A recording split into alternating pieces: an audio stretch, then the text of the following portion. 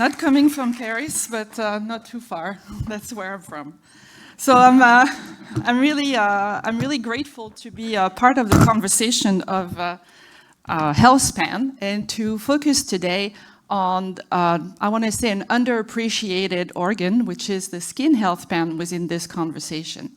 I hope I can convince you that this is really a vital organs that can really play a key role within the skin, the longevity. Sorry. So I don't have to convince also this audience that we have seen a tremendous pace of discovery and interest in the longevity research in the past few years. However, if we zoom in on the skin and hair part within this conversation, we see a big discrepancy of interest. It is growing, so it is part of it, but I think that we could do better in integrating this organ to make the conversation on skin aging. So in the field of skin interest, skin and hair, L'Oréal included, we see a paradigm shift. Like we see in the health industry, this is no more about just treating existing situation.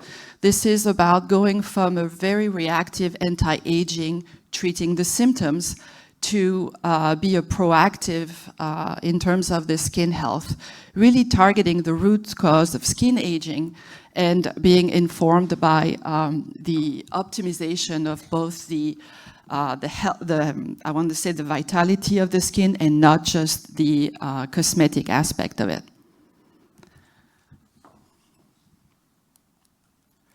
The second thing that is part of the shift is that we also want to emphasize that skin and taking care of your skin is actually a health investment, more than just again, a superficial routine, because it is really integrating into the whole body longevity. So we see that the taking care of that organ being in connection with the other ones is really key to actually be actuable, I want to say, way to play within the longevity in general. And last, as we heard yesterday, we actually want to promote the fact that skin is really an accessible mirror to your health, really can be a way, not only with the picture analysis like we saw yesterday, but also look at biomarkers so you can see what's invisible and the deep biological changes. So we think that this paradigm shift really fits into the geroscience definition, which is going after the mechanism of aging, using a diagnostic way to look at how we are aging, and also take those information to bring about some targeted therapeutics. So if we look at our understanding of skin and hair aging, this is something that we actually know quite a bit. From a very microscopic view of the aging signs that are listed in the middle, we know that actually the external factor plays the major role within skin aging. Of course, we know about the UV, and we've been talking about photoaging, the role of deep UVA that really induce DNA damage within the depths of our skin. But we also have a good understanding about the role of our environment, like the pollution, also our lifestyles and the effect of stress, decoding also the role of stress hormone like cortisol, like we just heard as well. And then we take all this understanding, and we have at L'Oréal kind of translated the different versions of the hallmark of aging into a skin longevity wheel that surrounds around 9 hallmarks, really looking at 3 levels of dysfunction: structural dysfunction like genomic instability and epigenetic change, metabolic dysfunction like mitochondrial impairment, as well as signaling dysfunction and impairment in cell communication. With this wheel, we kind of use it to frame it both biomarkers to follow within the evaluation of improving skin health span, as well as the design of targeted therapy. So if we look at our understanding of aging phenotype, let's take the common age spot. You might think that this is just locally, just the accumulation of melanin, but we actually have done quite extensive understanding that this is just a manifestation of very deeply changes within the biology of the skin. Here you see that this is called actually actinic lentigo for those spots. That's why this is the AL. You see that there is a dramatic change within the structure of the skin with those invagination of the dermal epidermal junction, where the melanin really gets stuck within those invagination.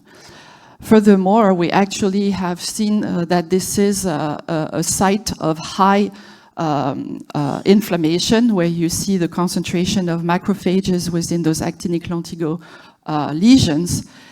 And we actually now have further understood that this is really the manifestation of a slow chronic inflammation that accumulates as we see the prevalence of M1 macrophage within those lesions not being resolved into M2.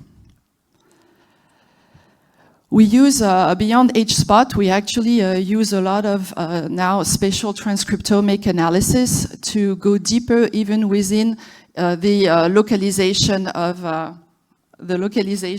the different pathways within the skin tissue, because we have different cell types. That helps us to uncover how those different clusters of genes co-express, and we've shown that here in those aged skin samples that they are participating within those chronic inflammation topics. So as you can see, it can become quite complicated between the different causes of aging, the different cell type within the skin. So in order to kind of recapitulate our years of data gathering from clinical samples, some vitro assays, we are using AI-powered, I want to say, longevity cloud that really have a mapping of all the pathways that we can then interrogate with some, I want to say, intervention like benchmark molecules, and as well as looking for new targeted molecules. Now, if we look at the diagnostic part, that is really essential for longevity, since we're not going to be waiting for the clinical signs. We have integrated the same challenge, which is the definition of a biological clock for skin, considering the different omic way to actually define those clocks.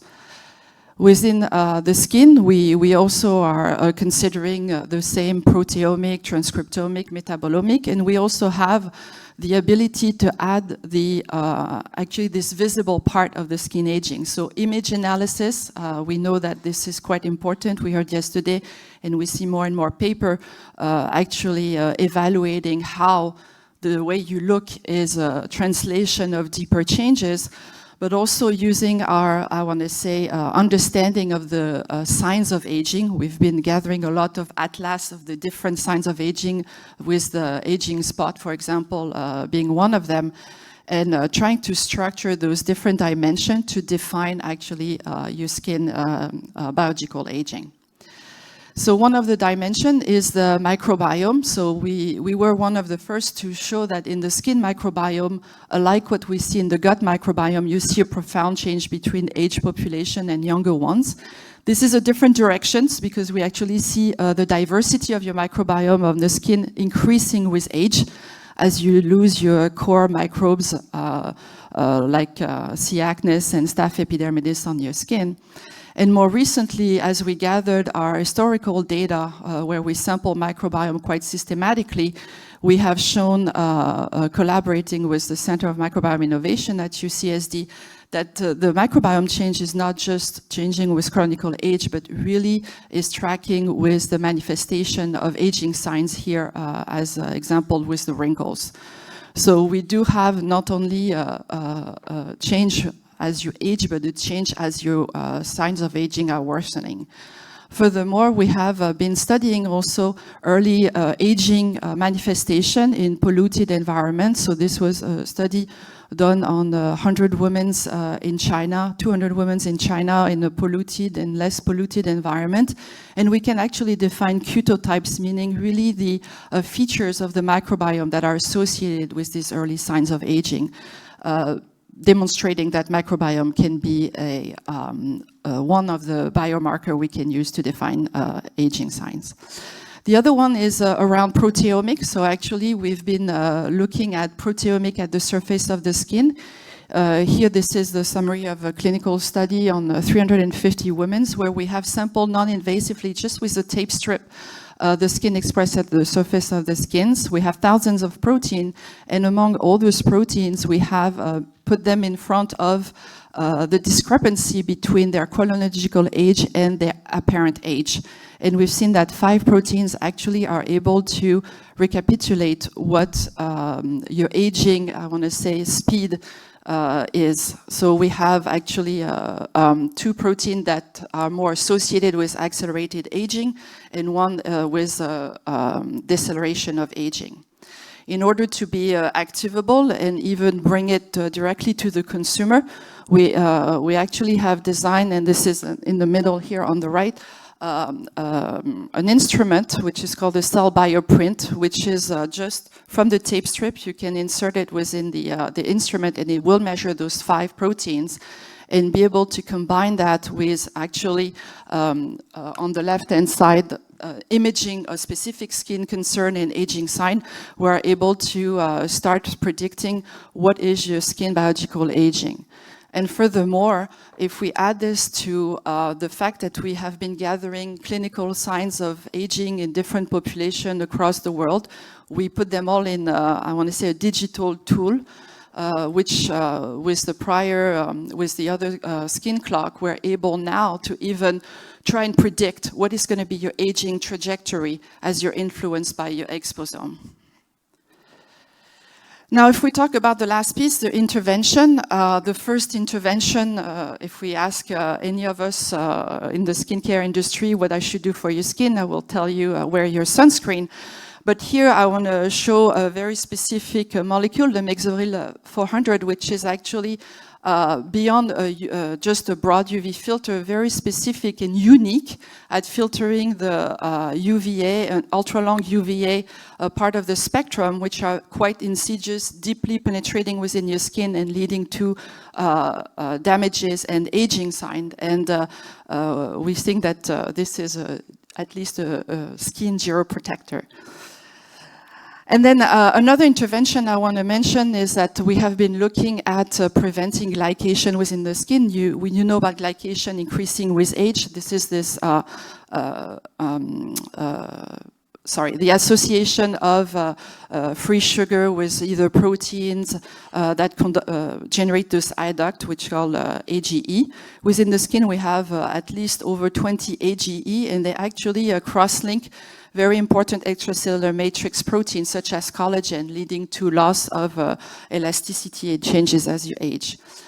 We have actually done a clinical study, a double-blind random control trial with those rosmarinic acid that you find in the rosemary leaf extract compared to placebo. We see on the left-hand side improvement of clinical signs of aging, such as the roughness as well as the texture and dullness.